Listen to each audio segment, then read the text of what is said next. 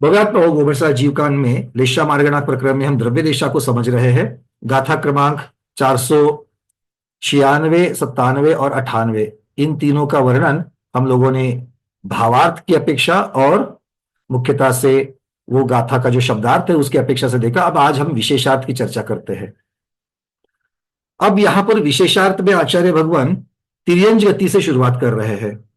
शरीर के आश्रय से जो लेशा की प्ररूपणा होती है वो वर्ण लेशा अधिकार कहा गया, और वर्ण लेशा में द्रव्य लेशा का वर्णन मुख्यता से आ जाता है। आचार्य कहते हैं कि तिर्यंश योनि वाले नाना जीवों की अपेक्षा छो लेशाएं वाले होते हैं।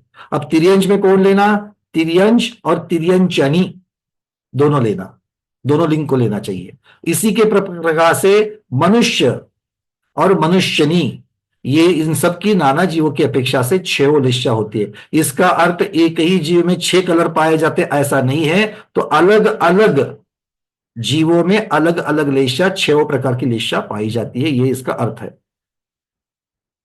देवों में, वो भी वैमानिक देव, कल्पवासियों में शरीर की मूल निर्वर्तना, शब्द निर्वर्तना आ गया। निर्वर्तना का अर्थ होता है रचना।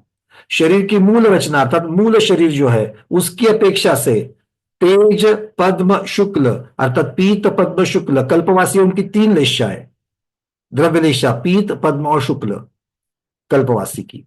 उसके साथ में जो उनका विक्रिया प्राप्त शरीर है, विक्रिया प्राप्त अर्थात उत्तर निर्वर्तना जो है उसकी अपेक्षा शरीर छह लेशाओं से संयुक्त होते हैं।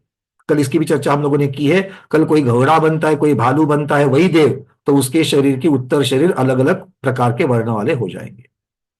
अब बात आती है देवियों की। तो देवियों के मूल निर्वर्तना, मूल रचना जो है वो तेजोलेशा अर्थात पीतलेशा की है। मतलब 16वें स्वर्ग का देव वर्ण होगा शुक्ललेशा और देवी का वर्ण होगा पीतलेशा, है कि नहीं है? यहां पर जब विवाह योग्य वर जब वधु ढूंढता है, तब कौन सी ढूंढता है? मुझे गोरी वधु चाहिए, भले स्वयं कापोतलेशा वाला क्यों ना हो, बट वधु कैसी चाहिए? हाँ, ऐसा मांगने वालों, वहां ऐसी व्यवस्था नहीं है। देवों में, देवों में आप शुक्ललेशा वाला वर्ण हो सकता है, किंतु देवी कौन सी मिलेगी? पीतलेशा वाली ही मिलेगी। आप भले पद्मलेशा वाले हो, किंतु देवी पीतलेशा वाली ही मिलेगी। मूल शरीर और विक्रिया का शरीर, और देवियों का विक्रिया का शरीर भी छह लेशाओं में से किसी एक लेशा से संयुक्त होगा। ठीक है। नारकी, द्रव्य लेशा की अपेक्षा से सभी नारकी कृष्ण लेशा वाले ही होंगे, पहली पृथ्वी से लेकर सातवीं पृथ्वी तक। तो महापद्म भगवान, जब महापद्म भगवान की तीर्थंकर पर्याय में आएंगे तो ऐसा वर्ण होगा कि जो सबको लुभाएगा, समचतुरस्थ संस्थान वाले होंगे। पर यहां पर वर्ण अभी काला ही होगा। वैसे तीर्थंकरों में काला वर्ण होता है, इंद्रनील बनी या काला वर्ण भी बताया गया है, बट यहां पर अभी तो नारकियों की अपेक्षा से देखना है। फिर इसके आगे जब चलेंगे तब तब अब चलते हैं पृथ्वी कायिकों के ऊपर। पृथ्वी कायिक शरीर छह लेशाओं में से किसी भी एक लेशा से संयुक्त होते हैं। जलकायिक जीवों के शरीर शुक्ल लेशा वाले ही होते हैं। अग्निकायिक तेजो लेशा से युक्त होते हैं। वायुकायिक, अब यहां पर वर्णन वायुकायिकों का वो कापोत लेशा भी बताते हैं, और जो हमने वातवलय की अपेक्षा से वर्णन देखा था वो गोमूत्र के जैसा, मूंगे के जैसा और अव्यक्त, ये तीन वात वलय की अपेक्षा से वायुकायिक जीवों का वर्णन है। अदरवाइज इसके अलावा वायुकायिक जीवों का शरीर कापोत लेशा वाला माना गया है। ठीक है। तो ये दोनों चीजें समझ के लेना, वायुकायिकों में अलग अलग प्रकार से बताया गया है। वनस्पति कायिक शरीर छह लेशा के होते हैं। अब आपको वनस्पति कायिक छह लेशा वाले हैं, हमें शुक्ल लेशा वाली वनस्पति कोई याद है किसी को कौन सी है? शुक्ल लेशा वाली वनस्पति, शुक्ल लेशा वाली। हाँ भाई, अलका दीदी। मूली। मूली, बहुत बढ़िया। तो मूली शुक्ललेशा में आएगी। पद्मलेशा में, वनस्पति का एक पद्मलेशा, सब लोगों को मालूम है। कमल को छोड़ करके और कुछ बताना। हाँ भाई, विजय लक्ष्मी दीदी। गाजर। गाजर, हाँ उसकी छटा ले सकते हैं हम लोग, चलो ठीक है, कोई बात नहीं है। पद्म कहो या पीत का भी, डार्क पीत वाली भी वहां हो सकती है। पीत पद्म, ऑरेंज आते हैं। पीत पद्म दोनों में से ले सकते हैं। हाँ। और एक पद्म वाली, मंजू दीदी। शलगम। शलगम। शलगम। और चंद्रमा जवारी, ये शोभा अजमेरा दीदी कहाँ चले गए? अभी अभी हाथ ऊपर किया था शोभा अजमेरा दीदी। क्या है आपके पास? नहीं, मैंने पीत वाले के लिए हाथ चलो पीत ऊपर वाला किया था। बताना, मक्का। पीत वाला हल्दी छोड़ करके बताना। हाँ। पीत वाले में हल्दी छोड़ मक्का करके मक्का। बताना। पीत। पीत लेशा। पीत लिशा वाला कौन है? मक्का मक्का। मक्का। चलिए बहुत अच्छी बात है। हाँ। मक्का जो होता है वो, भुट्टा जो होता है वो उस प्रकार से, क्योंकि उसका वो फल की अपेक्षा से हम कह सकते हैं, ठीक है, फल की अपेक्षा अलग है और बाकी पूरे स्टेम की अपेक्षा से अलग होता है। चलिए कोई बात नहीं है। अब आते हैं अशुभ लेशा वालों की तरफ से चलते हैं। अशुभ लेशा में कापोत वर्ण की कौन सी सब्जी होती है या कोई वनस्पति? कापोत,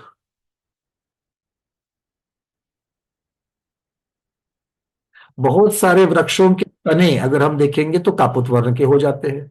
कापोत वर्ण हमको पाया जाता है। और उसमें भी काले वर्ण का, कृष्ण वर्ण, कृष्ण वर्ण के लिए एक वनस्पति बड़ी फेमस है, कौन सी है? कोई बताओ। सुरेश जी। काले वर्ण के लिए फल तो चलो ठीक है, अंगूर। तुलसी तुलसी मेरे निषेध तुलसी नहीं करूंगा मैं। तुलसी तुलसी का पत्ता काला भी होता है और हरा भी होता है। तो एक एक अंग की अपेक्षा बताने से अच्छा है आप मुझे पूरी वनस्पति का अगर बताओगे तो ज्यादा संयुक्तिक होगा। मैं इसको ना नहीं कह रहा हूं, आपका उत्तर ठीक है। अंग उपांग की अपेक्षा से आप बता रहे हो। लीला दीदी। कापोत में बाजरा और ये अपना सब्जा तो काले में। बाजरे को हम ज्यादातर कापोत में रखेंगे। काला, ये काला और कापोत दोनों हमारे पास है तो ज्यादा कापोत की तरफ झुका होगा उसका। कापोत में बाजरा है और सब्जा बोलते हैं जिसको, वो काले में। सब्जा, सब्जा की वनस्पति होती है। चलिए, आप लोगों ने एक लकड़ी आती है शीशम की लकड़ी, वो कभी नाम सुना है शीशम की? बड़ी टरक रहती है, बड़ी टफ रहती है। तो वो शीशम की लकड़ी वो बिल्कुल काले वर्ण की होती है, तो उसको हम लोग थोड़ा सा, सबसे ज्यादा संयुक्तिक उत्तर जो है वो वाला हो जाएगा। ठीक है, चलिए, शीशम की लकड़ी। वैसे ही आप अलग अलग प्रकार की लकड़ियां होती है, तो लकड़ी की अपेक्षा मतलब जो तना है वो वनस्पति का ज्यादा बड़ा भाग होता है, तो उसकी अपेक्षा से वर्ण बताइएगा। चलिए, अब चलते थोड़ा सा आगे। आचार्य कह रहे कि सभी सूक्ष्म जीव शरीर कापोतलेशा से संयुक्त होते हैं। और बादर अपर्याप्तकों का कथन बादर पर्याप्तकों के समान है। क्या कह रहे हैं? सूक्ष्म जीवों का बता दिया, किंतु बादर अपर्याप्तक बादर पर्याप्तकों के समान होते हैं, ऐसा यहां पर वर्णन धवला जी के पुस्तक 2 में आ गया है, पृष्ठ 422 पर। और उन्होंने कहा कि उसकी शुक्ल और कापोत ये दो द्रव्यलेशाएं होती है। तो ये वर्णन किसी किसी की अपेक्षा से, किन्हीं अपेक्षाओं से वहां पर, या फिर जो प्रकरण वहां पर धवला जी में चलता होगा उसकी अपेक्षा से आए। तो वहां पर धवला जी में सूक्ष्म जीव तो कापोतलेशा कहे गए हैं, और अपर्याप्तक जो बादर अपर्याप्तक है और बादर पर्याप्तक है। अब यहां पर बादर पर्याप्तकों में आप और हम भी आ जाएंगे। बादर पर्याप्तकों में आप और हम भी तो आ जाएंगे। अरे हाँ या ना? एकदम से क्या, एकदम गंभीर मत हो जाओ। आपके और हमारी तो बात चल रही है, बादर पर्याप्तक आप और हम भी है। तो ये हमारे बादल अपर्याप्त की जैसे है, तो उसके लिए उन्होंने शुक्ल और कापोत दो द्रव्यलेशा कही है। ये किसकी अपेक्षा से है, ये धवला जी में जाकर के ही देखना पड़ेगा। आप बात आती है शरीर की अपेक्षा। औदारिक शरीर छवोलेशाओं से युक्त होते हैं। देखो औदारिक शरीर, अब औदारिक शरीर जब कहोगे तो गति की अपेक्षा से वर्णन नहीं आएगा। वैसे औदारिक शरीर गति कौन कौन सी गतियों में होते हैं? तिर्यंच और मनुष्यों में होते हैं। तो मनुष्यों में उन्होंने पहले से बता दिया 6 प्रकार की वेश्या। और जब तिर्यंच की बात करते हैं तो एकेंद्रिय से लेकर पंचेंद्रिय में तिर्यंश और मनुष्य जो पंचेंद्रिय है उनकी अपेक्षा से तो छवलेशा बता गई, है ना। विकलत्रय में भी छवलश्याएं बता दी उन्होंने, तो त्रसों में छवलश्या पाई गई। तो तिर्यंश की तो बात वहां पर ठीक होती है, मनुष्य के लिए भी ठीक है। अब औदारिक शरीर किसका है? स्थावरों का भी औदारिक शरीर है। तो स्थावरों में अगर हम लोग भेद करेंगे, पर स्थावर और त्रस ये काय की अपेक्षा से भेद होते हैं, इसलिए उसका यहां पर चर्चा नहीं है। यहां पर चर्चा किसकी है? औदारिक शरीर की। तो औदारिक शरीर में ज्यादातर जीवों के छवोलेशाएं पाई जाती है, ठीक है। इसमें मनुष्य भी आ गए और त्रस तिर्यंश आ गए। स्थावर तिर्यंशों में पृथ्वी कायिक और वनस्पति कायिक भी छवलेशा में आ गए। कौन से बचते हैं? वायु कायिक, अग्नि कायिक और जल कायिक, ये तीन सिर्फ बचते हैं। किंतु इन सब की अपेक्षा से प्रधान वर्णन क्या हो जाता है? औदारिक शरीर का छवोलेशाएं होती है। फिर वैक्रयिक शरीर मूल निर्वर्तना की अपेक्षा, मूल निर्वर्तना मतलब मूल शरीर की अपेक्षा कृष्णलेशा, पीतलेशा, पद्मलेशा और शुक्ललेशा। अब पीत पद्म शुक्ल किसकी अपेक्षा से होगा? वैक्रयिक शरीर और पीत पद्म शुक्ल देवों की अपेक्षा से होगा, और वैक्रयिक शरीर और कृष्णलेशा किसकी अपेक्षा से होगा? नारकियों की अपेक्षा से होगा, ठीक है। किंतु जो वैक्रयिक शरीर की अपेक्षा से कहेंगे तो कौन कौन सी लेशा आएगी? कृष्णलेशा, पीत पद्म और शुक्ललेशा, इस प्रकार से होगा। बातें समझ में आ रही है? हाँ, मतलब पहले गति में एक एक जीव की अपेक्षा से देखा, भेदों की अपेक्षा से, जीव समाज की अपेक्षा से देखा, और अब शरीर की अपेक्षा से वर्णन चल रहा है। आगे तेजस शरीर तेजोलेशा वाला होता है और कार्बन शरीर शुक्ललेशा वाला होता है। काले कलुटे कर्म कहते कि नहीं कहते हैं? कर्म कैसा है? काला कलुटा। अरे काला कलुटा नहीं, शुभ्र धवल वाला का कर्म कह रहे हैं आचार्य भगवान। तो आत्मा में आकर के कर्म जब लिपटते हैं तो आत्मा कौन से रंग से रंगती है? शुक्ल धवल। सबको आवाज आ रही है? कम ज्यादा तो नहीं है? नहीं है। चलिए रूबी दीदी एक बार देख लेना, बातें सबको समझ में आ रही है? अब इसके आके कर्मों को काला कलुटा मत करना। वो कर्म जो है ना, वो अपने कर्म की अपेक्षा से, कर्म अपने कर्म की अपेक्षा से काले कलुटे कहे गए हैं, क्योंकि हमें संसार में भटका रहे हैं, इसलिए काले कलुटे कहे जाते हैं। बट अब वैसे देखा जाए तो वर्ण कैसा है उनका? शुक्ल है। अब यहां पर एक प्रश्न उठता है कि भाई शरीर तो पुद्गल से बनता है, शरीर तो पुद्गल से बनता है, और पुद्गल वर्गना में सभी प्रकार के वर्ण होते हैं, होते कि नहीं होते हैं?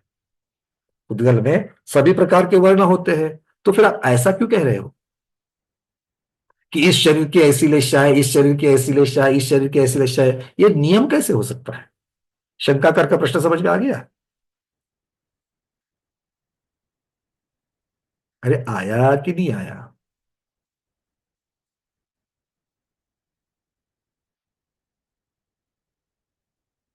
कोई इधर देख रहा है, कोई उधर देख रहा है, कई दूसरे तो आज स्वाध्याय में नहीं बैठे, बैठे तो मेरे सामने और सुन रहे तीसरे का स्वाध्याय, ऐसा तो नहीं चल रहा है तो भी ऐसी कोई बात नहीं है, वीडियो बंद कर देना। चलो, आचार्य भगवान कह रहे हैं ये कोई दोष नहीं है, नयेषु दोषः। क्यों? क्योंकि उत्कृष्ट वर्ण की अपेक्षा से ऐसा निर्देश किया गया है। अर्थात औदारिक शरीर भले किसी का गोरा शरीर दिखता हो, जैसे कोई गाय है पूरे धवल वर्ण की है, उसके शरीर की वर्गनाएं अगर हम देखेंगे तो अलग अलग वर्गना के पुंज आ रहे हैं। कौन सी वर्गना है ये? नो कर्म वर्गना है। और नो कर्म वर्गनाएं 6 प्रकार की होती है, या 5 वर्ण की होती है। 6 तो लेशा होती है, वर्ण तो 5 है, तो 5 वर्ण की होती है। किंतु गाय सफेद है, क्यों? क्योंकि ज्यादातर गाय के शरीर में आने वाली नौकर्म वर्गना, उस गाय के नौकर्म वर्गना श्वेत वर्ण की आई है, इसलिए प्रधानता से, उत्कृष्टता से, उत्तमता से वो वर्णन किया गया। कोई गाय काली होती है, काली गाय देखी कि नहीं है? 5, 6, 7, 8 लोगों ने हाँ कह दिया, बाकी लोगों ने गाय गाय गाय काऊ। समझते हो? हाँ, हिंदी में भी तो गाय ही बोलते हैं, है? चलो, देखा तो है ना काले कलर की। देखिए, तो वो काले कलर की क्यों हुई? आती तो वर्गना उसकी अवधारी की पांचों वर्ण की है, किंतु प्रधानता से उस गाय में काले वर्ण की आ गई। तो आचार्य कह रहे हैं कि यथा जिस शरीर में श्याम वर्ण की उत्कृष्टता है उसे कृष्णलेशा युक्त कहा जाता है, जिसमें नील वर्ण की प्रधानता है उसे नीला कहा जाता है, जिसमें लाल वर्ण की प्रधानता है उसे तेज या पीतलेशा वाला कहा जाता है। ध्यान से सुनो, तेजोलेशा अकेले पीत में नहीं होती है, जब तेजोलेशा मंद होती है, तेजोलेशा जब लाइट हो जाती है तब पीली होती है। नहीं तो तेजोलेशा किसे कहा गया है? अग्नि का वर्ण जो है वो यहां पर कहा जा रहा है। उसके बाद में हारिद्र वर्ण की उत्कर्षता, हारिद्र वर्ण, अब यहां पर हारिद्र शब्द आ गया, अर्थात सुनहरा, सुनहरा। यहां पर हारिद्र सुनहरा वर्ण की उत्कृष्टता से शरीर पद्मलेशा वाला होता है और शुक्ल वर्ण की प्रधानता से शुक्ललेशा वाला कहा जाता है, ऐसे आचार्य भगवान कह रहे हैं। अब इस वर्ण को छोड़ करके, अभी जो इतने वर्णों का वर्णन किया, जो 6 वर्णों का वर्णन कर दिया, इनको छोड़ करके जो वर्णांतर को जो प्राप्त हो गए हैं, वर्णांतर मतलब क्या है? ये अभी जितने वर्ण बताए गए थे उन वर्णों को छोड़ करके जो कॉम्बिनेशन वाले जितने भी वर्ण होते हैं, आचार्य कहते हैं उनको कापोतलेशा प्रधानता से समझनी चाहिए, कापोतलेशा समझनी चाहिए। और इसीलिए उन्होंने कुछ विकल्प दिए हैं। कौन से विकल्प दिए हैं? ध्यान से सुना, है नया प्रकरण है पूरा द्रव्यलेशा का, और बहुत कम जगह पर इसकी मालूमात है। ये धवला जी से आ गया सीधा ये प्रकरण। आचार्य कह रहे कि कृष्णलेशा युक्त द्रव्य में क्या होता है, मतलब जहां पर प्रधानता से कृष्ण वर्ण होता है, काला वर्ण होता है, उस वर्गणाओं में किस प्रकार से कॉम्बिनेशन होता है ये बता रहे हैं। बात समझ में आ गई? तो कृष्ण वर्ण में आएंगे तो सभी के सिद्ध, किंतु कौन कौन से आते हैं? आचार्य भगवान कह रहे शुक्ल गुण स्तोक होते हैं। स्तोक मतलब सबसे जघन्य होते हैं। कौन से? काले वर्ण में शुक्ल गुण सबसे कम होते हैं। मतलब ये समझना है, अभी हमारे सामने काले वर्ण की गाय है, काले वर्ण का भालू है, काले वर्ण का शेर ब्लैक पैंथर, या काले वर्ण का मनुष्य है, पूरा काला वर्ण का मनुष्य है। ठीक है, अब उनका काला वर्ण आएंगे तो सभी वर्ण की पुद्गल नौकर्म वर्गणाएं, किंतु उसमें कॉम्बिनेशन किस प्रकार का होगा उनका? तो आचार्य कहते कि उसमें शुक्ल वर्ण की भी कुछ पुद्गल वर्गणा आएगी, नौकर्म वर्गणा, किंतु वो सबसे कम होगी। ठीक है, उससे ज्यादा कौन सी होगी? उसके ज्यादा हारिद्र गुण की होगी, मतलब पद्मलेशा वाली, पद्म गुण वाली, उससे थोड़ी ज्यादा होगी। कितनी? अनंत गुना ज्यादा होगी। शुक्ल वर्ण से जो हारिद्र वर्ण की है वो अनंत गुना ज्यादा होगी। अच्छा, उससे अनंत गुना लोहित गुण की, रक्त वर्ण की होगी, उससे अनंत गुना रक्त वर्ण की होगी, उससे अनंत गुना नील गुण की होगी, और उससे अनंत गुना श्याम वर्ण की होगी। और इन सब का जो अंतिम परिणाम, अंतिम फल दिखेगा तो वो गाय काले वर्ण की दिखेगी, वो भालू काले वर्ण के बाल का दिखेगा, वो मनुष्य काले वर्ण का दिखेगा। बात समझ में आ गई? किंतु काले वर्ण के अंदर वर्गणाएं कौन कौन सी आएंगी? देखा, काले वर्ण की है सबसे ज्यादा, उससे कम नील गुण की, उससे कम लोहित गुण अर्थात पीतलेशा वाली, कापोतलेशा कहीं नहीं है यहां पर लिखा। उसके बाद में हारिद्र गुण मतलब पद्मलेशा, और उससे कम शुक्ललेशा, मतलब शुक्ल, पद्म, पीत, नील और कृष्ण, इन ये 5 प्रकार के वर्ण से काले वर्ण का अंतिम परिणाम मिलेगा। और एक से दूसरा अनंत गुना अनंत गुना अनंत गुना है। तो शुक्ल वर्ण से श्याम वर्ण की वर्गना जो आती है कितने गुना होगी? पहला अनंत गुना होगा किसमें? पद्म में। पद्म से अनंत गुना होगा पीत में। पीत से अनंत गुना होगा नील में, और नील से अनंत गुने होंगे श्याम गुण के। तो इस प्रकार से पहला विकल्प बता दिया। ये क्लियर है? ये बात समझ में आ गई? मंजू दीदी पूछ रही कापोत क्यों नहीं है? ये कापोत की यहां जरूरत ही नहीं है, क्योंकि काला और सफेद तो आ ही गया है, उससे ही कापोत बन जाएगा, है ना। आगे चल करके हमारे पास कापोत लेशा कभी आएगा, पर पहले कृष्ण लेशा में अलग से कापोत नहीं बताया। कापोत को छोड़ करके बाकी लेशा यहां पर बताई गई है। किसमें? अंतिम परिणाम कृष्ण लेशा का। ये भाई ये कॉम्बिनेशन समझ में आया क्या? नहीं तो बाकी वाले समझ में नहीं आएंगे। जिसके नहीं आया वो हाथ ऊपर करे। नया प्रकरण है। चलिए अब नीललेशा नहीं आया। एक डॉक्टर निर्मला दीदी। भैया सुनने में कुछ कमी शब्द की रह गई तो बोला नहीं समझ में। आप लिख के ले रही थी? लिख रही थी इसलिए। ये हाँ, तो ये तो पीडीएफ में दिया है, आप मेहनत क्यों कर रही हो? वो आप बोलते हैं तो वो अच्छे से उतरता है। हाँ तो नोट्स जो है तो नोट्स बाद में बना देना, पहले सुन तो लो ठीक से। और आपके पास बड़ा बना दिया है हमने, ठीक है। क्योंकि सुनने में गड़बड़ हो गई, समझने में गड़बड़ हो गई, तो भाई मैं थोड़ा सा और टाइम दे दूं। सुनने में गड़बड़ हुई तो अब क्या करूं मैं? बता रहा हूं फिर भी। 5 वर्ण की बताई गई। सबसे हाँ, कम वर्ण की, उससे अनंत गुना ज्यादा पद्म वर्ण की, उससे हाँ, अनंत गुना ज्यादा पीत वर्ण की, उससे अनंत गुना ज्यादा नील वर्ण की, नील उससे वर्ण अनंत की। गुना ज्यादा काले वर्ण की, श्याम वर्ण। और इन सब का परिणाम क्या निकला? कृष्ण लेशा। कृष्ण। ठीक है। इनमें थोड़ा सा ऊपर नीचे हो जाएगा। ऊपर नीचे मतलब सभी जो अनंत गुणे बताए हैं, देखो, एक का अनंत गुना और 1,00,000 का अनंत गुना दोनों भी अनंत ही होंगे, आया ना। हाँ, एक का अनंत गुना और 1,00,000 का अनंत गुना दोनों भी अनंत होंगे, किंतु दोनों अनंत में फर्क होगा कि नहीं होगा? होगा। कौन सा वाला अनंत ज्यादा होगा? अगर हम अविभाज्य प्रतिच्छेद की अपेक्षा से देखेंगे तो 1,00,000 को जो अनंत गुना किया है वो ज्यादा होगा, है या ना। हाँ, अब इसको कम कर लो। 1,00,000 गुना 1,00,000 को जो अनंत गुना किया था वो मान लो सबसे गड़बड़ काला वर्ण है मानने के लिए। अब उससे कम वाली छटा जब लेंगे तो 1,00,000 की जगह पर मैं 75,000 को अनंत गुना करूंगा, तो पहली वाली काले गुण की जगह पर अब नए वाला काला गुण का अविभाज्य प्रतिच्छेद कम होंगे कि नहीं होंगे? कम होंगे। किसका अनंत गुना किया आपने? 75,000 का अनंत गुना किया। ठीक है। तो पहले नील वर्ण 1,00,000 था, उसका अनंत गुना किया था। अब 75,000 का अनंत गुना करेंगे तो काला ही बनेगा, किंतु छठा और नीचे वाली होगी कि नहीं होगी? होगी। तो इसी प्रकार से काले वर्ण में उत्तम मध्यम जघन्य की असंख्यात छटाएं हम पा सकते हैं। क्लियर है? और यहां पर द्रव्यलेशा का वर्णन चल रहा है, भावलेशा का नहीं। इसीलिए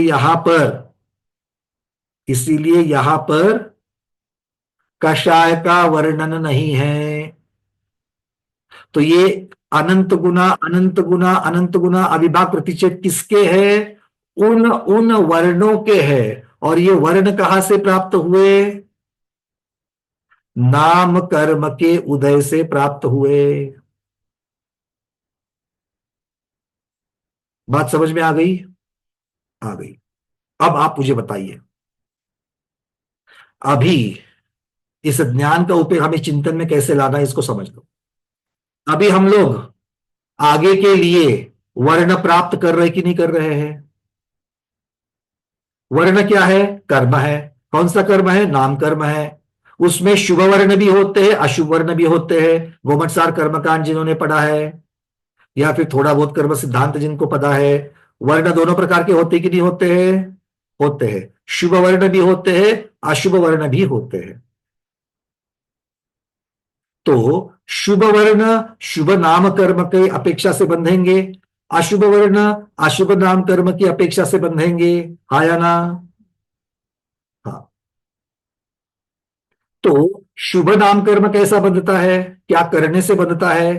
किसी को याद है? शुभ नाम कर्म का आश्रय कैसे होता है? एक इमीडिएट हाथ ऊपर आ गए, 1 2।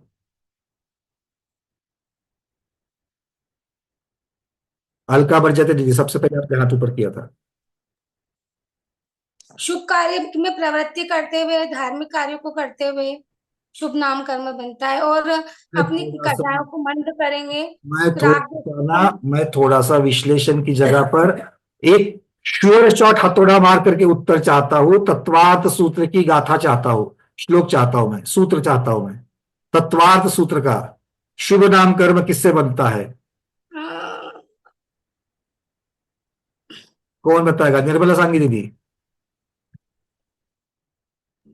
वो है, वो तो ससमिति गुप्ती धर्मानुप्रेक्षा परिचय जो चरित्र। ये कहाँ चले गए आप?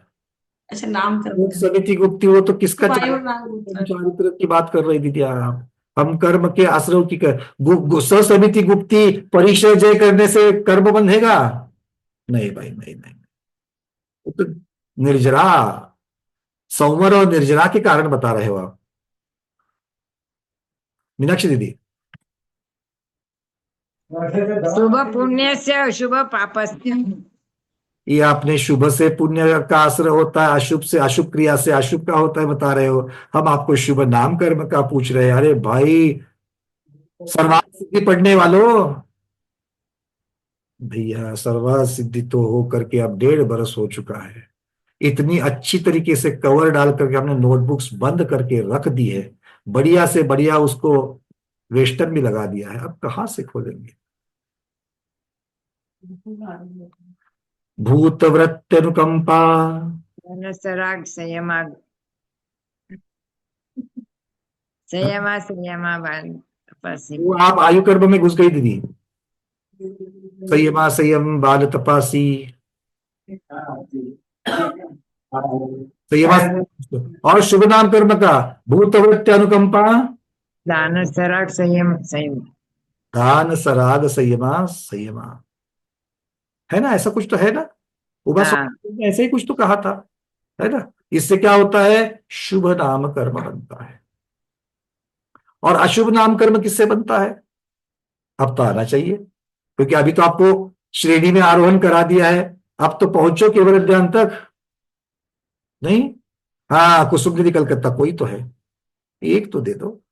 और योग वक्रता भी संवादन चाशु विषय नाम है, अशुभ नाम कर्म का योगों की वक्रता और हाँ, भी संवादन अशुभ नाम कर्म के, और उसके विपरीत शुभ नाम कर्म के बोलते हैं। अच्छा, वर्ण का चाहिए अपने को। अब तो इसमें सारे नाम कर्म आ जाएंगे, सारे आ जाएंगे इसमें, शुभ और अशुभ के दोनों आ जाएंगे। हाँ, तो योग वक्रता भी संवादन चाशु विषय नाम, अशुभ नाम कर्म का ये हो गया, उसका विपरीत शुभ कर्म का योग की वक्रता से अशुभ नाम कर्म होता है, और भी संवादन, सरलता और भी समाधान मिलेगा, और सरलता से शुभ नाम कर्म बनता है। हाँ, हाँ। किंतु ये प्रधान कारण है। इसके साथ साथ में साता वेदनीय के कारण जितने हैं वो सारे, वृत्तनुकंपा दान सरागा यहाँ दिशो जितने भी कारण हैं वो अशुभ नाम कर्म में जोड़ देना। यही पूछपात स्वामी ने बताया। असाता कर्म किससे बनता है? दुख शोक तापा क्रंदन, ये असाता वेदनीय वाले है ना? हाँ, चलिए कोई बात नहीं, हम लोग घूमट साजीव कांड के बाद फिर से सर्वार्थ सिद्धि पढ़ेंगे, ठीक है ना? आधे से ज्यादा हाँ बोल रहे हैं।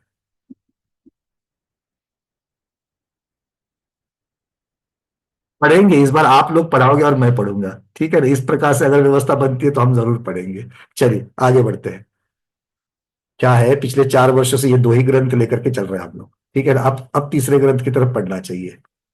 अब बात आती है, ये बात समझ लो, ठीक है? और किसका प्रश्न था?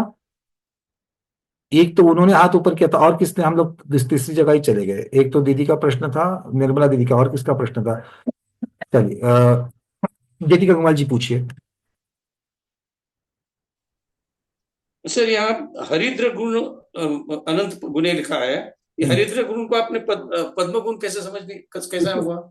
उसका जो कोट में शब्द का अर्थ दिया है, सुनहरा दिया है, किंतु आचार्य भगवान ने उसको पद्म की अपेक्षा से लिया है वहां पर, क्योंकि हारिद्र वर्ण की उत्कर्षता युक्त शरीर पद्मलेशा वाला होता है, ऐसा आचार्य भगवान वहां पर कह रहे हैं।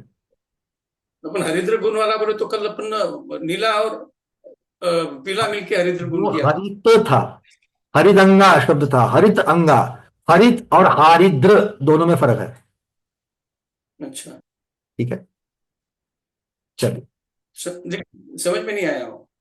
अरे हरित मतलब हरा, हारिद्र मतलब हरा नहीं, हारिद्र अलग शब्द ही अलग है। हारिद्र, हरिद्र कैसे? हारिद्र में पीत की तरफ झुकने वाला होता है, और सुनहरा मतलब तप्त वाला, और वो पद्म में वो छटा भी ली गई है। अच्छा, तो पीत के बाद में पद्म आ जाएगी, और पद्म के फिर जगन्य मध्यम। आप जो कमल का जो हल्का वाला पद्म देख रहे हैं वो जगन्य की तरफ आएगा, किंतु पद्म में उत्कृष्ट पद्म भी तो होगा कि नहीं होगा, गर्द वाला पद्म भी तो होगा कि नहीं होगा, है ना।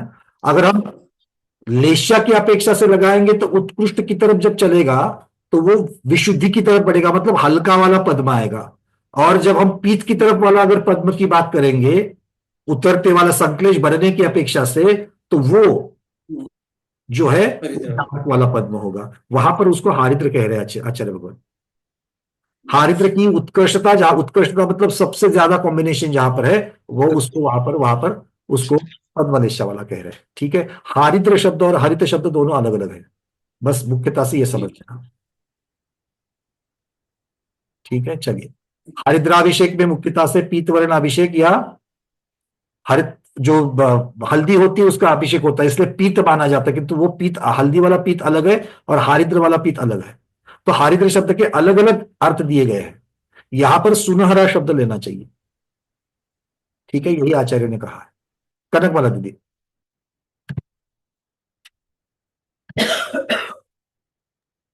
मान लो सफेद, कोई सफेद घोड़ा है तो सबसे कम कृष्ण लेशा की वर्ण लेगा। अभी आएंगे, सफेद की तरफ आएंगे। शुक्ल लेशा में इसका बिल्कुल अलग चलता है, उल्टा चलेगा। श्याम, नील, लोहित, हरिद्र और शुक्ल क्या चलेगा इससे। बराबर, ठीक है। ये एक हर एक के लेंगे, अभी तो हमने सिर्फ एक वाला ले लिया, कौन सा, कृष्ण लेशा वाला ले लिया। इसके बाद नील लेशा का द्रव्य देखना है, उसके बाद नील लेशा के बाद कापोत लेशा के 3 विकल्प होते हैं, 3 पॉसिबिलिटीज होती है कापोत लेशा में, वो तीनों के कॉम्बिनेशंस देखेंगे। आगे आगे अभी एक कॉम्बिनेशन समझ के लेना है, और एक कॉम्बिनेशन में यह समझना है कि 5 प्रकार के वर्ण आते हैं, और एक से दूसरा अनंत गुना, दूसरे से तीसरा अनंत गुना, इस प्रकार के होते हैं। ये चीज समझ में आ जाएगी तो आगे वाले विकल्प अपने आप समझ में आ जाएंगे। ठीक है, इसलिए थोड़ा सा मैं यही पर प्रश्नोत्तर कर रहा हूं। सुनीता दीदी।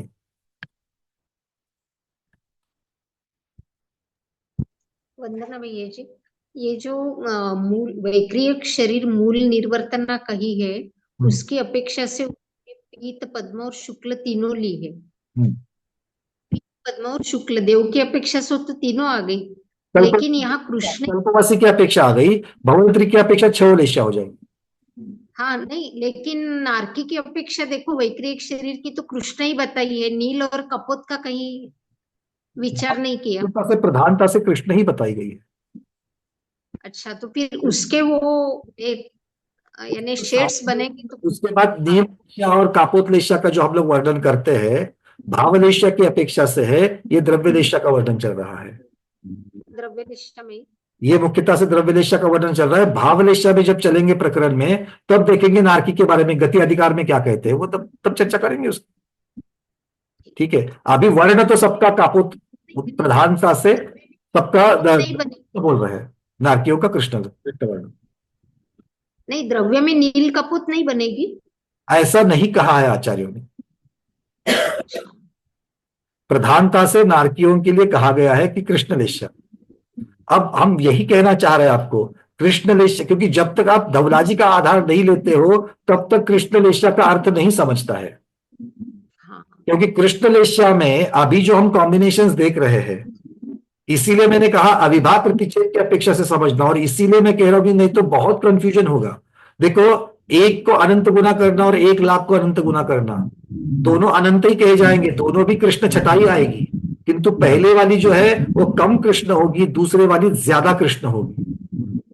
अब जो ज्यादा कृष्ण है उसको कृष्ण, उससे कम वाले को अगर किसी अपेक्षा से नील कहो, उससे कम वाले को अगर किसी अपेक्षा से आप कापोत कहो, भाई ठीक है। क्यों? क्योंकि उसके अंदर का जो कॉम्बिनेशन है, वो कॉम्बिनेशन यहां पर महत्वपूर्ण है कि कौन सा वर्ण कितना अविभाग प्रतिच्छेद कितने हैं, ये महत्वपूर्ण है, क्योंकि अविभाग प्रतिच्छेद क्या है, उन वर्णों के शक्त्यांश है। ये उस छोटे बच्चे या स्टूडेंट के जैसा है जो पेंटिंग करता है और अलग अलग कलर के वाटर कलर उसके पास है और एक कलर में दूसरा कलर मिक्स कर रहा है। हर बार वो उतना ही कलर मिक्स करेगा ये जरूरी नहीं है, कम ज्यादा कलर भी मिक्स कर सकता है और इनका अंतिम परिणाम अलग निकलेगा। ये बात है, ठीक है। और अच्छा हुआ आपने ये भूमिका उठाई, क्योंकि इसी के लिए मैं ये सारा डिस्कशन कर रहा हूं। हाँ डॉक्टर मैना दीदी। नहीं, मैं पूछना चाह रही हूँ कि वर्ण जो बता रहे हैं आप, तो अशुभ और शुभ वर्ण कैसे हो सकता है? अशुभ और शुभ नहीं होते। शुभ और अशुभ कैसे, वर्ण को कैसे कहेंगे अपन? शुभ है कैसे? शुभ और अशुभ में माना गया है, वो किन्हीं किन्हीं अपेक्षाओं से वर्णों को माना गया है। जैसे अब कैसे मैं आपको बताऊं उसको, गुबर साहब कर्मकांड में इस अपेक्षा से आया है कि शुभ वर्ण, शुभ गंध, शुभ आकार को भी उन्होंने अशुभ और शुभ में डाल दिया। और इसी आकार हो सकता है, गंध हो सकती है, पर वर्ण में आकार क्यों खराब हो सकता है? आड़ा टेढ़ा होगा तो ऐसा दिखेगा ना, एकदम बद्दा दिखेगा। आपके लिए आड़ा टेढ़ा है। अगर आप वारली पेंटिंग देखने के लिए जाओगे या फिर अलग टाइप की पेंटिंग देखने के लिए जाओगे, वो तो किसी के लिए अच्छी लगती है किसी को, और आपको मान लो किसी को पेट्रोल की गंध अच्छी लगती है, किसी को उससे वोमिटिंग की भावना होती है, तो किसकी अपेक्षा से शुभ कहोगे, किसकी अपेक्षा से अशुभ कहोगे? तो गंध दुर्गंध को आप अशुभ और शुभ में नहीं डाल सकते। ये किसी एक व्यक्ति की अपेक्षा या एक जीव की अपेक्षा से आप उसके प्रति राग है कि द्वेष है, उसके बारे में हो गई बात। अब हो सकता है कि गंदे नाले का पानी, उसकी दुर्गंध हम सहन नहीं करते और हम वहां से रुमाल लगा करके निकल जाते हैं, किंतु उसमें खेलने वाले सुअर जैसे जानवर, वो तो अच्छा लगता है, रहता है, उनको अच्छा लगता है, वो तो उसमें किचन पसंद करता है। पर वर्ण मेरे को अभी तक समझ में नहीं आया, वर्ण का क्यों काला है, पीला है, गोरा है, तो उसमें क्या फर्क पड़ गया? तो हमारे लिए तो कोई फर्क नहीं पड़ता, क्योंकि तीर्थंकरों के भी अलग अलग वर्ण हुए हैं, किंतु वर्णों की अपेक्षा से भी आचार्य भगवंतों ने जो वर्ण की पुद्गल वर्ण जो आते हैं, जो वर्गणाएं आती है, उसमें भी उनको, क्योंकि इसीलिए उनको उसी वर्ण को शुभ में भी रखा है, उसी वर्ण को उन्होंने अशुभ में भी रखा है, उसी वर्ण को, उसी गंध को उन्होंने शुभ में भी रखा है, उसी गंध को उन्होंने अशुभ में भी रखा है। तो इसीलिए वो 20 कर्म वर्गणा 20 आती है मेरे ख्याल से, तो वो जो है वो पुण्य में भी रखी है और पाप में भी रखी है, तो दोनों साइड से आ जाती है। वो विषय कभी और आगे लेंगे, बट ऐसा है कर्म सिद्धांत में। तो ऐसे मान के चलना कि होता है बस, मतलब कि हो सकती है अशुभ और शुभ, ऐसा है। मतलब मुख्यता से वर्ण आदि जो कहे गए वो शुभ भी है और अशुभ भी है, दोनों जगह पर आते, वही शुभ है वही अशुभ है। और कारण मैंने वही बताया, अभी जो उदाहरण आपको दिए मैंने, किसी के लिए शुभ है, किसी के लिए अशुभ है। पर्याय की अपेक्षा से वर्णन करना हुआ आपको उसका। मंजू जैन दीदी, उसके बाद विजय लक्ष्मी दीदी, फिर शोभाज दीदी। अब जैसे बाल तो काले हैं तो शुभ है, बाल में अपने बाल काले होते हैं तो शुभ वर्ण में आ जाते हैं, सफेद बाल है तो उसको अशुभ गिन देते हैं। जरूरी नहीं है, मतलब ये एक कथनचित की अपेक्षा से वर्णन ठीक है, ठीक है ना। अब मान लो किसी के बिल्कुल सिल्की बाल है सफेद कलर के, वो अच्छा लगता है, वो बोलेगा अच्छी बात है ये। पर स्पर्श रस गंध वर्ण चारों को ही तो शुभ अशुभ दोनों में दिया है। हाँ, इसीलिए तो कारण कथनचित की अपेक्षा से ही आएगा हमेशा। ठीक है, चलिए। अच्छा, एक ये भैया वंदना, ये विश्वरूप जय का आपने कहा शुक्ल वर्ण, तो उनका शुक्ल वर्ण विग्रह गति में जो बताया आएगा, इसका भी वर्णन आ रहा है, आचार्य उनके शब्दों में देखेंगे। विश्वरूप की अपेक्षा से विग्रह गति में शुक्ल वर्ण कहा है। हाँ, वही मेरे को आएगा, इसका भी ये प्रकरण आएगा, थोड़ा सा स्टेप बाय स्टेप चलते हैं। चलिए विजय लक्ष्मी दीदी। ये अभी आपने एक्सप्लेन किया था कि वर्ण अपने को आता है तो नाम कर्म के उदय से आता है, तो नाम कर्म के उदय तो शुभ और अशुभ दो के हिसाब से आते हैं, तो हम लोग शुभ काम करें तो शुभ ये आता है और अशुभ तो अशुभ आता है। तो मुझे ऐसा बोला था तो अशुभ के तो ब्लैक कलर आता है, शुभ के तो व्हाइट कलर आता है, ऐसा उसका मीनिंग हो गया। ऐसा नहीं है, कृष्ण वर्ण शुभ में भी है अशुभ में भी है। नहीं, पर अपने को वर्ण जो आता है वो नाम कर्म के उदय से आता है।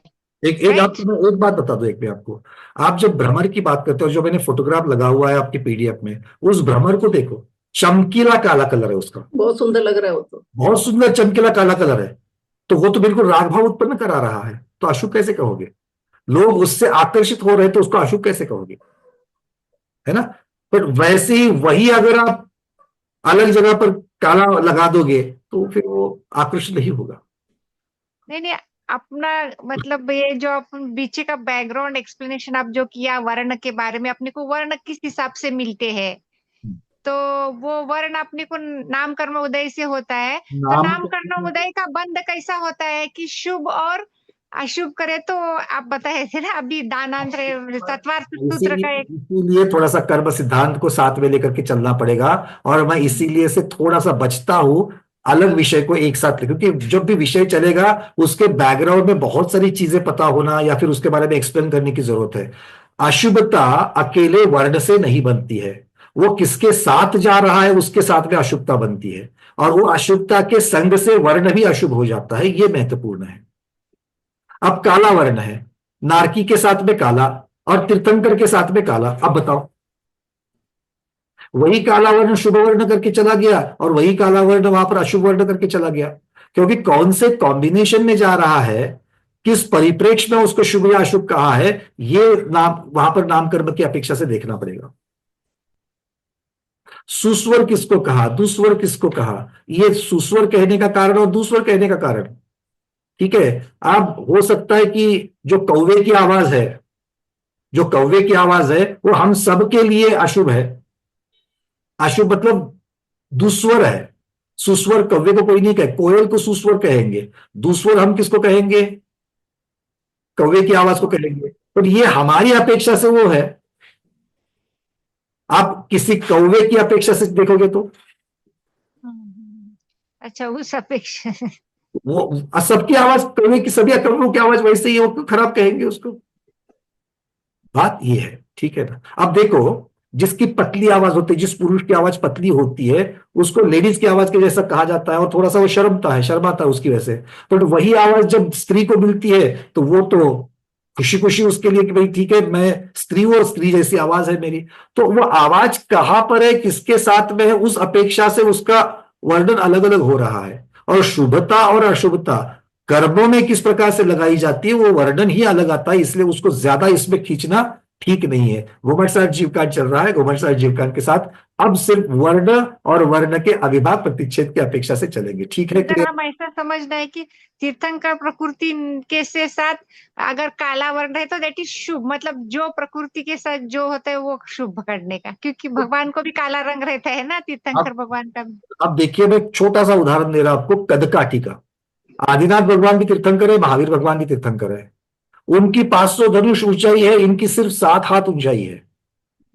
तीर्थंकरों की तुलना करो तो महावीर भगवान भी तीर्थंकर है बट कम ऊंचाई वाले आ गए, ठीक है। किंतु आज कुंडलपुर में जाकर के अवगाहना प्रमाण करके जिसको कहा जाता है, मतलब साक्षात महावीर भगवान जितनी ऊंचाई के थे उतनी ऊंचाई की ही कुंडलपुर की प्रतिमा बनाई गई है, और इसलिए उसको अवगाहना प्रमाण कहते हैं। जब उस मूर्ति के सामने खड़े होकर के सोचते कि महावीर भगवान इतनी ऊंचाई के साक्षात थे, साक्षात महावीर भगवान मेरे पास सामने खड़े हैं, नतमस्तक हो जा रहे हैं, तो वही 7 हाथ की ऊंचाई मुझे नतमस्तक करा रही है। और दूसरी जगह पर उसका जब हम तुलना कर रहे हैं, अरे 500 धनुष के विशाल काय और 7 हाथ के फिर विशाल काय नहीं कहे जाएंगे। तो ये वर्णन किस प्रकार से आता है, और कर्मों की अपेक्षा से वर्णन तुलनात्मक वर्णन है, कर्म की अपेक्षा से है, ये बिल्कुल अलग अलग विषय है, उसको उसी परिप्रेक्ष्य में देखना चाहिए, ठीक है। कभी इसके ऊपर अलग से क्लास लेकर के शुभ नाम कर्म अशुभ नाम कर्म कहेंगे, या फिर किसी दिन सर्वार्थ सिद्धि की वापस वही कैसेट आप लोगों को सुनाएंगे, ठीक है। चलिए, हाँ भाई, और कोई किसी का प्रश्न नहीं? पक्का एक बार चैट में देख लेते हैं, फिर लोग बोलते भाई आपने चैट में डाला था आपने देखा ही नहीं।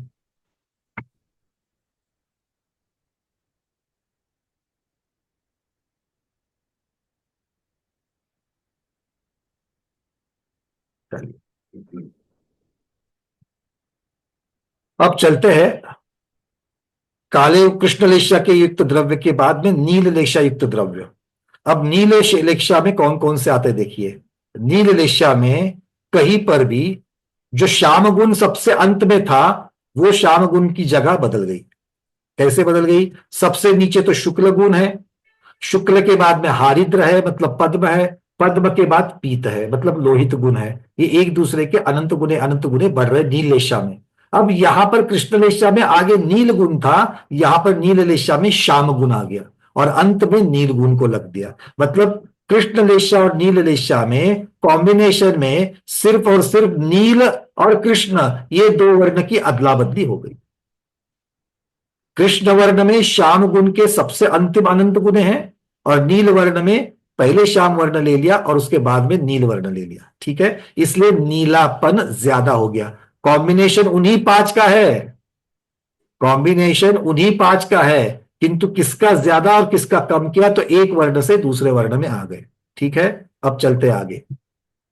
और इससे पता चल सकता है कि किसी की द्रव्यलेशा कृष्ण होती है तो किसी की नील होती है। तो क्यों होती है? तो कारण ये है कि उसके अंदर आने वाली जो वर्गणा है उनका कॉम्बिनेशन बदल रहा है, ये है।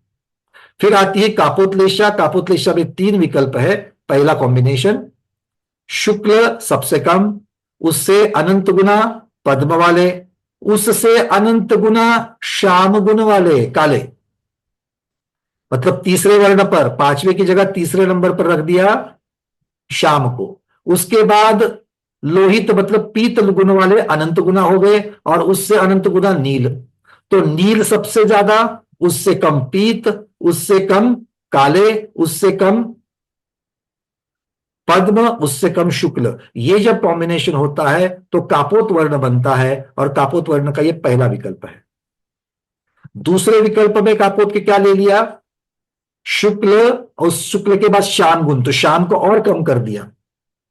श्याम जो 3 नंबर पर था, श्याम जो 3 नंबर पर था नीचे से, उसको अब कहां ले लिया? नीचे से दूसरे नंबर पर ले लिया और फिर बाकी के वैसे ही रख दे। ऊपर हारिद्र मतलब पद्म, पद्म के बाद नील और नील के बाद में पीत। तो यहां पर दूसरे विकल्प में पीत के सबसे ज्यादा कॉम्बिनेशन ले लिए, पीत के सबसे ज्यादा वर्ण ले लिया। समझ में आ रही है बातें भैया? इसका क्या फायदा है? बनिए को शांत करो, बनिए को शांत करो। यह नफा नुकसान वाली बात नहीं है, यह समझने वाली बात है, यह चिंतन वाली बात है कि एक द्रव्यलेशा की छटा, जब पहले कहा गया सामान्य से 6 भेद है और विशेष से अनेक भेद होते हैं, तो अनेक भेद कैसे होते हैं उसका वर्णन धवलाकार कर रहे हैं। आज तक समझे थे क्या इसको? अरे भाई समझे थे क्या इसको? द्रव्यलेशा 6 प्रकार की थी, इतना रट करके कंठस्थ कर दिया था, किंतु उसमें छटाएं कैसी बनती है ये कौन बताएगा? क्लियर हो रहा है? चलिए, जिनको हो रहा है अच्छी बात है, जिनको नहीं हो रहा हाथ ऊपर कर देना।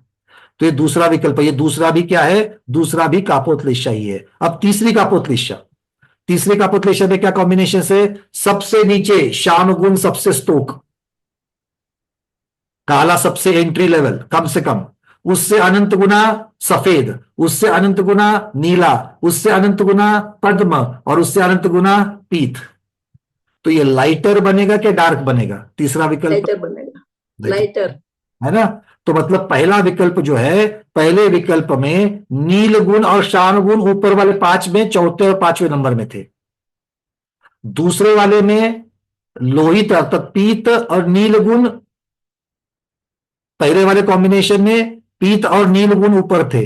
दूसरे विकल्प में वो इंटरचेंज हो गए, नीला और पीला इंटरचेंज हो गए। और तीसरे वाले में तो पद्म और पीत को ऊपर कर दिया और शाम को नीचे ले लिया, नील को नीचे ले लिया। तो लाइटर लाइटर लाइटर शेड्स बन गई। किंतु कहा क्या जा रहा है? कापोतलेशा। तो कापोतलेशा के कॉम्बिनेशंस कैसे होते समझ में आ गए आपको? ज्योत्सना शाह दीदी? नहीं? अच्छा, सविता दीदी आ गए, लीला जैन दीदी आ रहा है। अब किस किस के समझ में नहीं आया हाथ एक बार ऊपर करो। ये कंसेप्ट ही समझ में नहीं आया भैया, ये क्या चल रहा है? आप बोल तो रहे हो किंतु समझ में नहीं आ रहा। एक छोटा सा उदाहरण देकर के मैं समझाऊं फिर। हाँ, सुरेखा शाह दीदी, दीदी अनम्यूट करो। और चंदा दीदी आपको भी इसी के साथ समझाऊंगा अभी। हाँ सुरेखा दीदी, क्या समझ में नहीं आ रहा है एग्जैक्टली? तीसरा तीसरा का नहीं समझ में आया। मतलब कापोत में ये 1 2 3 कर दिए ये। हाँ कापोत में, हाँ ये कह रहे हैं कि कापोत के 3 प्रकार से कापोत बन सकता है। बनेगा तो 5 के कॉम्बिनेशन से ही, बनेगा तो 5 के कॉम्बिनेशन से ही, किंतु सबसे कम कौन से होंगे, फिर दूसरे नंबर पर कौन सा, फिर तीसरे पर कौन सा, फिर चौथे पर कौन सा, फिर पांचवे पे कौन सा, है ना? तो मान लो मैंने कुछ थोड़ा सा सफेद वर्ण ले लिया, सफेद ले लिया ब्रश से। अब उस ब्रश में थोड़ा सा मैंने काला वाला मिक्स किया, सफेद से ज्यादा काला डाला, काले से ज्यादा मैंने पीला डाला, पीले से डाला ज्यादा मैंने कौन सा डाला, पद्म वाला डाला, और पद्म से ज्यादा मैंने नीला वाला डाला। ये एक पहला कॉम्बिनेशन किया मैंने। तो जो कापोत रंग बनेगा, और दूसरे वाले में मैंने क्या किया, सबसे कम मैंने काला वाला डाला, सबसे कम काला वाला डाला, उसके बाद नीला वाला डाला, फिर नीले वाले के बाद मैंने सफेद डाला, फिर डाला, और थोड़ा सा और उससे ज्यादा मैंने पिंक वाला या पद्म वाला डाला। अब बोलो पहली जो कापोत थी वो और दूसरी कापोत है, उसमें फर्क पड़ेगा कि नहीं पड़ेगा? पड़ेगा, थोड़ा फेंट हो जाएगा। हाँ फेंट हो जाएगा, बिल्कुल सही, तो लाइट कलर हो जाएगा। बट आचार्य भगवान वही कह रहे हैं कि कापोत बनने के 3 विकल्प आपको दे रहे हैं, बनेंगे तो उन्हीं 5 वर्णों से। तो सारे कृष्ण वर्ण भी बन रहा है, नील वर्ण भी, द्रव्यलेशन की भी बन रही है, कापोत की भी बन रही है। बन किससे रही है? 5 प्रकार के वर्ण से ही बन, 5 प्रकार के वर्ण से ही बन रही है, किंतु उनके अलग अलग कॉम्बिनेशन, क्योंकि एक दूसरे से अनंत गुना अनंत गुना अनंत गुना आएंगे। मतलब हमारी बोली भाषा में कुछ कम कुछ ज्यादा, उससे ज्यादा उससे ज्यादा, और कलर आदला बदली करेंगे तो हमें अलग अलग उसी की छटाएं मिल जाएंगी। बस यही बात यहां पर कर रहे हैं। ठीक है, चलिए। और किसी को नहीं समझा है? और ये जब तक नहीं समझता है तब तक द्रव्यलेशा, क्योंकि भावलेशा में छटाएं होती है, ये बिल्कुल सही समझ में आ जाता है। क्यों? क्योंकि वो कषाय से संबंधित है, और कषाय क्रोध बहुत ज्यादा बहुत कम, मतलब मन ही मन में थोड़ा बहुत क्रोध आ गया, उसके बाद में इतना क्रोध आ गया कि गाली देने पर आ गए, मतलब वचनों से भी आ गया। और तीसरा क्रोध कैसे आता है, जैसे हाथ में जो भी है वो पटक करके मार के फेंक के मार दिया। अलग अलग प्रकार के क्रोध, अलग अलग प्रकार की कषाय, तो उससे बनने वाली लेशा बिल्कुल भावलेशा में अलग अलग कलर है, ये समझ में आता है। पर द्रव्यलेशा में अलग अलग कलर कैसे बनते हैं ये समझ में नहीं आता है, क्योंकि बनने वाले तो 5 वर्णों की पुद्गल वर्गना ही ले रहे हैं, किंतु वो वर्गना जो खींच रहे हैं नो कर्म वर्गना, उनको अलग अलग कॉम्बिनेशन में खींच रहे। मतलब ये समझ लो विग्रह गति में जिस प्रकार की वर्गनाएं हैं साथ में लेकर के चल रहे, वहां तो खींचा खींची कुछ नहीं हो रही है ना? कर्म का आश्रय है क्या विग्रह गति में? नहीं है आश्रय बोल रहे है विग्रह गति में कर्म का आश्रय होता है? थोड़ा सा सोच करके देखो।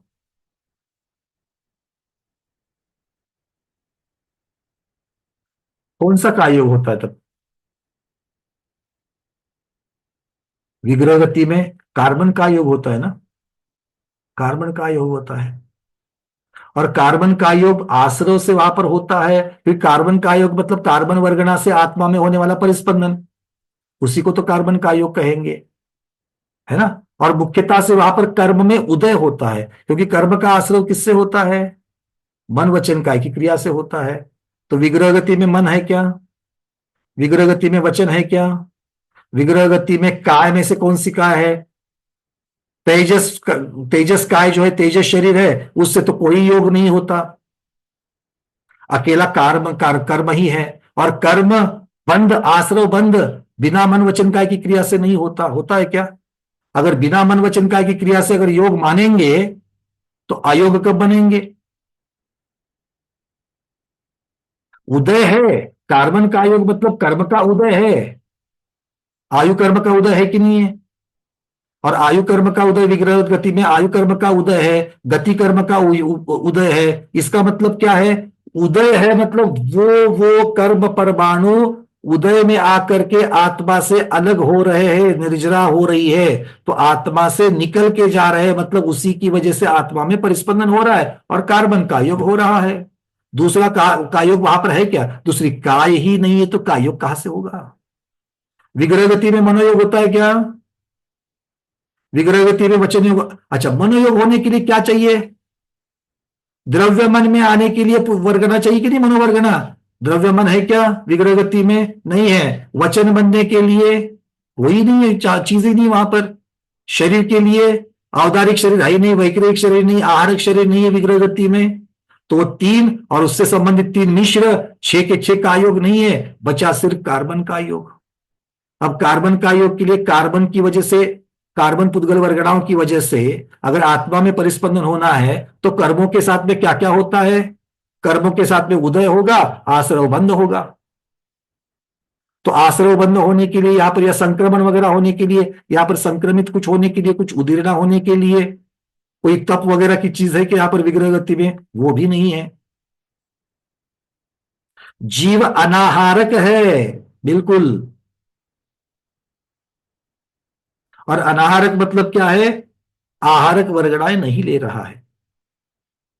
तो कार्बन वर्गणा आश्रय होने के लिए योग के बिना आश्रय होगा क्या?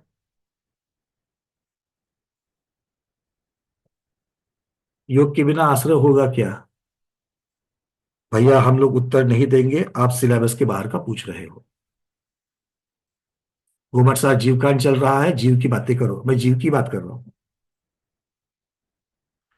ठीक है, हाँ थोड़ा सा जग जाओ, आपको जो पता है वही बातें कर रहा हूं, थोड़ा सा याद करो। ठीक है, तो फिर से हम लोग मूल पर आ जाते हैं।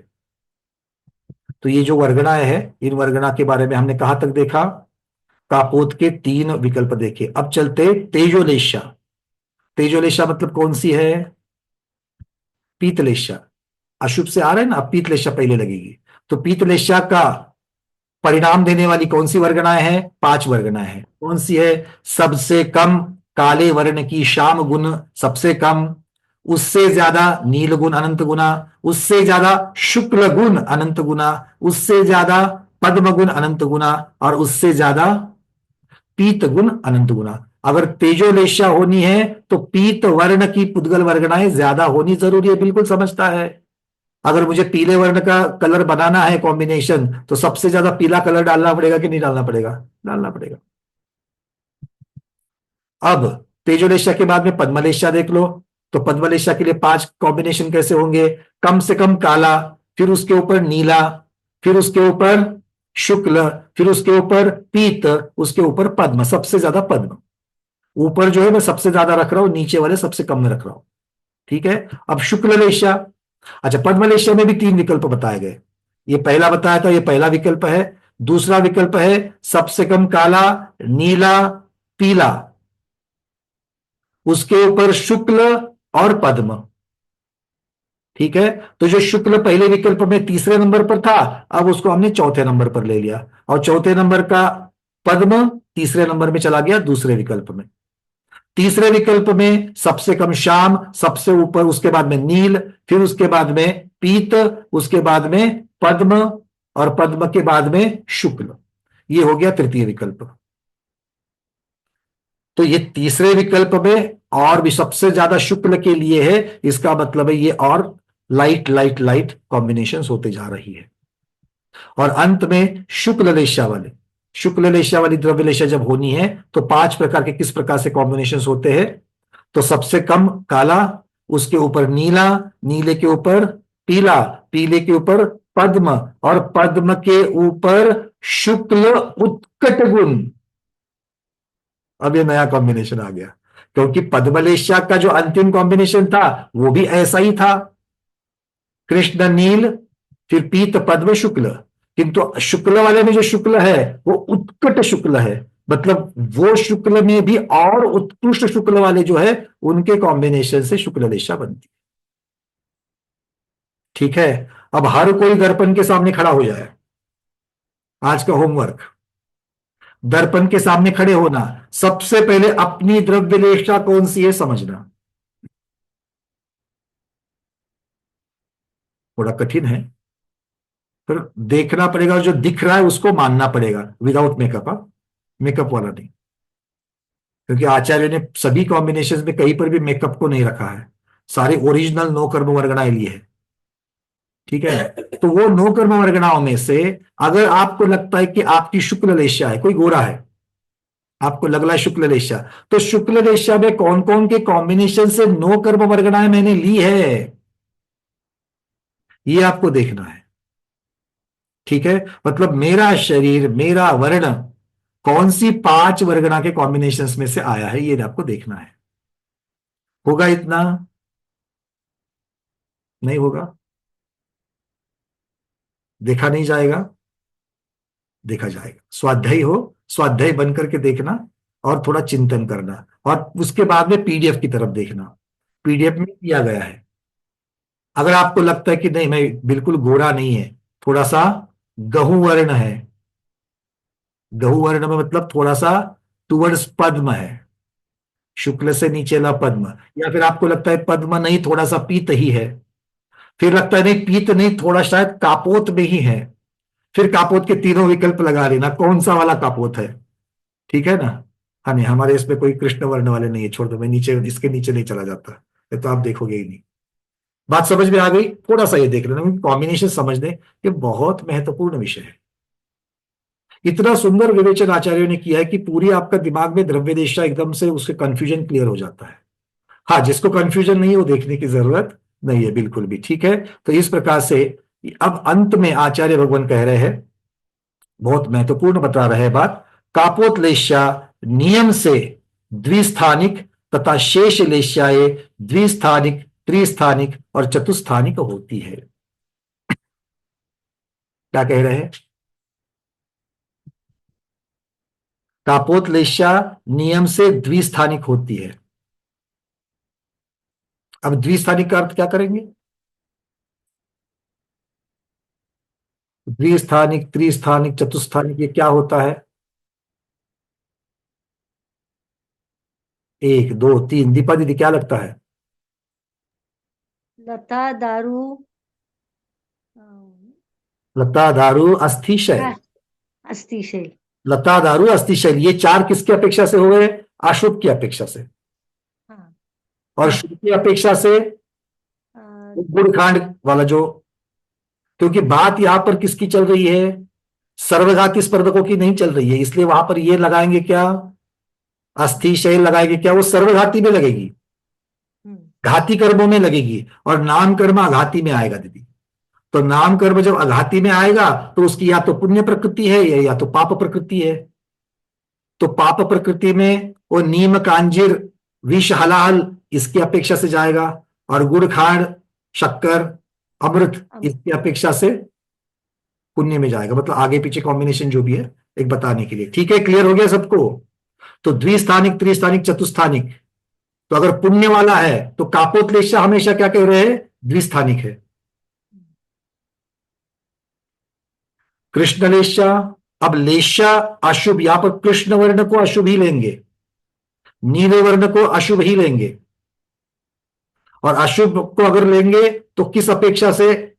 पाप प्रकृति की अपेक्षा लगाना है, पुण्य प्रकृति को किस प्रकार से लगाना है, तो त्रिस्थानिक, चतुस्थानिक किस प्रकार से होगी ये आपको सोचना है। ठीक है, ये थोड़ा सा आपके लिए होमवर्क की बात है, इसको सोचिए, और अगर सोचने में डिफिकल्टी आ रही है तो इसके ऊपर हम कल की क्लास में थोड़ी सी और चर्चा करेंगे। किंतु आपको द्विस्थानिक, त्रिस्थानिक, चतुस्थानिक का अर्थ पता है, उसकी अपेक्षा से थोड़ा सा चिंतन करके आना, या पहले वाली पीडीएफ जो है उसको निकाल के, कषाय मार्गना जो है, कषाय मार्गना में इसकी चर्चा की गई है, पर वो भावों की अपेक्षा से वहां पर वर्णन है, और यहां पर वर्ण की अपेक्षा से वर्णन चलेगा, द्रव्य लेशा की अपेक्षा से वर्णन चलेगा, ये आचार्य भगवान यहां पर कह रहे हैं।